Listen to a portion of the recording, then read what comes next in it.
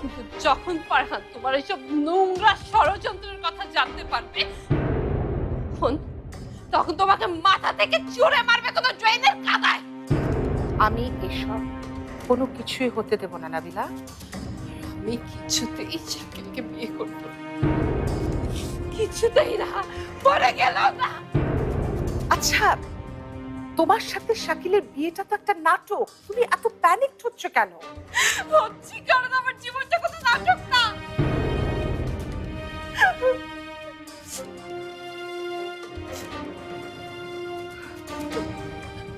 মা সবসময় বলতো, বারবার বলতো, কিন্তু আমি কখনো শুনিনি।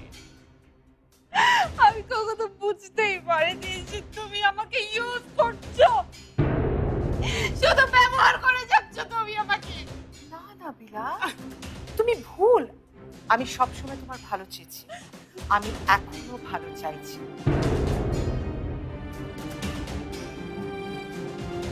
আচ্ছা,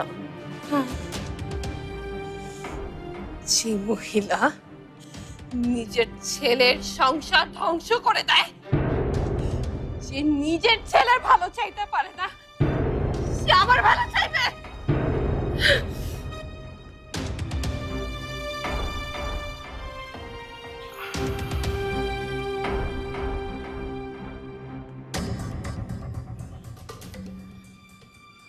শাহিদা, তুমি ওকে প্লিজ একটু বোঝাও। ওকে আমার কিছু বোঝাবার নেই আপা, ও এখন নিজে থেকে সবকিছু বুঝতে শিখেছে।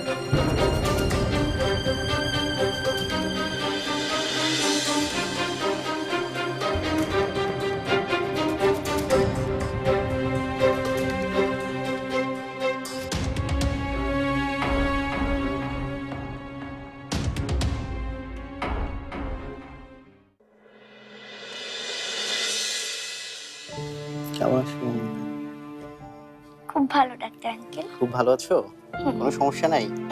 এভরিথিং ঠিক? Okay okay, good girl. Doctor, is everything alright? হ্যাঁ হ্যাঁ, এভরিথিং অলরাইট, কোনো সমস্যা নেই।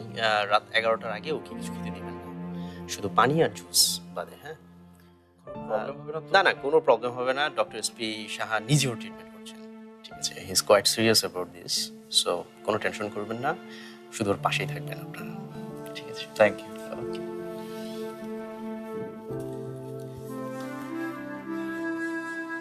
আমি একটু আসছি।